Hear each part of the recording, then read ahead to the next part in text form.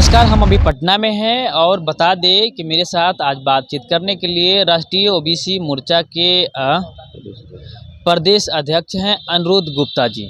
राष्ट्रीय ओबीसी मोर्चा क्या काम करती है और किस के लिए काम करती है, हम इन्हीं से बातचीत करने की कोशिश करेंगे। सबसे पहले स्वागत है। Thank you. आपका जो भी है डिस्कवरी चैनल को देखने वाले जो भी साथी हैं हमारे, उन सभी को नमस्कार।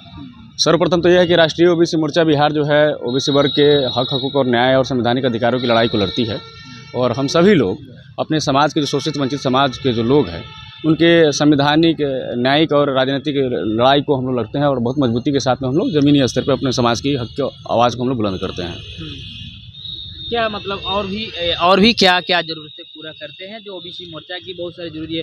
अभी भी देख लीजिए ईबीसी बहुत कुछ लेकर के, जो आरक्षण के लेकर के जो बातचीत हो रही है, जो सरकार में रहते हुए भी लोगों को नहीं मिल पाता है। क्या देखिए, सबसे बड़ी बात यह है कि हम लोग वैचारिक लोगों को जो है ना, हम लोग अपने नेता नहीं बना पाते। सबसे बड़ी समस्या ये है, हम लोग जो है ना बायोलॉजिकली लोगों को हम नेता तो मानते हैं, लेकिन आइडियोलॉजिकली जो हमारे जो लोग हैं उनको हम नेता नहीं मानते हैं। सर्वप्रथम तो ये है कि जब आरक्षण की आप बात करते हैं तो आप इस चीज़ को समझिए कि ओबीसी वर्ग के और अति पिछड़े वर्ग के लोगों को सबसे बड़ी जो आरक्षण का लाभ मिला वो मंडल कमीशन की वजह से मिला।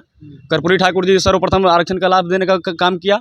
तो ये सारी चीज़ों को लेकर के भी हम लोगों को जन जागृति फैलाने की ज़रूरत है और जन जागरण के माध्यम से ही हमें यह चीज़ अपने समाज के वर्ग के लोगों को देने की ज़रूरत है कि किस तरीके से कर्पूरी ठाकुर जी ने हमारे संघर्ष को देखते हुए, हमारे जो समाज की जो दयनीय स्थिति है उसको देखते हुए उन्होंने एक सफल प्रयास किया, जिसका बहुत सारे जो है मनवादियों ने विरोध भी किया। लेकिन कहीं ना कहीं वो अडिग थे, वो वैचारिक लोग थे। उन्होंने विचारधारा को समझा, वो अपने समाज के दुख और दर्द को समझने का प्रयास किया, जिसका परिणाम ये है कि आज हम लोग कहीं ना कहीं अति पिछड़े वर्ग के लोग, अत्यंत पिछड़े वर्ग के लोग, ओबीसी वर्ग के लोग या जो भी उस वर्ग से आते हैं, उन सभी लोगों की जो सामाजिक जो मजबूती हुई वो कहीं ना कहीं सराहनीय रहा। और अब ओबीसी वर्ग की अगर जब बात करते हैं तो मंडल कमीशन सबसे महत्वपूर्ण ग्रंथ है हम लोगों के लिए कि क्या रोहिणी जो आयोग है उसके लिए भी कुछ आप लोग? बिल्कुल रोहिणी आयोग है, काका कालेकर रिपोर्ट है, बहुत सारी चीज़ें हैं। तो उन पर हम लोग विस्तार से अगर कभी बैठ करके बात होगी तो चुनावी वर्ष है, क्या लग रहा है उसका मुद्दा इस बार उठ रहा है या आप लोग? देखिए सर्वप्रथम तो नहीं, ऐसा नहीं है। सर्वप्रथम तो कम से कम यह चीज़ें समझने की ज़रूरत है, जो हमारे बिहार की जो आवाम है उसमें 85% जो है हमारे SC ST OBC वर्ग के लोग हैं, मतदाता हम हैं, राजनीतिक अधिकार भी उनको नहीं मिल पाती है। ये चीज़ समझने की ज़रूरत है कि जो आपकी आइडियोलॉजी को मानते हैं, जो आपके आरक्षण के मुद्दे पे काम कर रहे हैं, जो उनकी आपके आरक्षण की आवाज़ को बुलंद कर रहे हैं, तो उस पर कम से कम आप लोगों को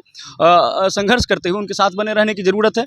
और आपने जैसा कहा कि आरक्षण के मुद्दे पे राजनीतिक दलों की जो बात कर रहे हैं, तो मैं तो देख पा रहा हूँ कि आपकी जो भी समझ, जिसको भी हम लोग अपनी आइडियोलॉजी के हिसाब से जो हम लोग नेता मान लेते हैं, अपने पार्टी मान लेते हैं, वो चीज़ें वहाँ पे हो नहीं पा रही है। आप हमारे अगर जो नेता है तो उनको कम से कम मंडल कमीशन की आवाज़ को बुलंद करने की ज़रूरत है, काका कालेकर की रिपोर्ट की आवाज़ बुलंद करने की ज़रूरत है, रोहिणी आयोग की रिपोर्ट की आवाज़ को बुलंद करने की ज़रूरत है। लेकिन इस चीज़ हो नहीं पा रही है।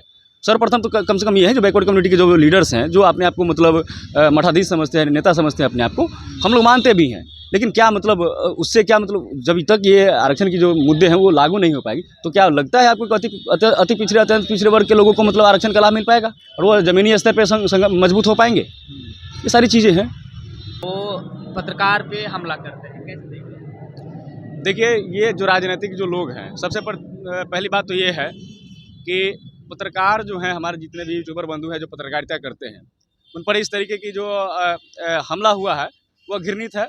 यह सांसद महोदय की जो मानसिकता को दर्शाता है। कम से कम एज ए सांसद उनको इस तरीके की हरकतों से बचना चाहिए। और पत्रकार जो है वो भी इस देश के नागरिक हैं, वो भी एक सम्मानजनक स्थिति में देश की चौथी स्तंभ के रूप में काम करते हैं।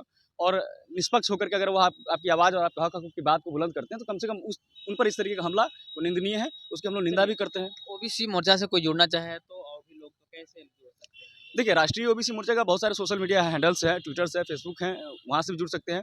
वैसे एक नंबर भी हम लोग का जो हेल्पलाइन नंबर है 73 690 09665, ये राष्ट्रीय ओबीसी मोर्चा का जो है हेल्पलाइन नंबर है प्रादेशिक स्तर का। वहाँ पे आप व्हाट्सएप के माध्यम से भी जुड़ सकते हैं। बहुत सारी चीज़ें हैं जहाँ से आप लोग जुड़ सकते हैं इस चीज़ को लेकर के।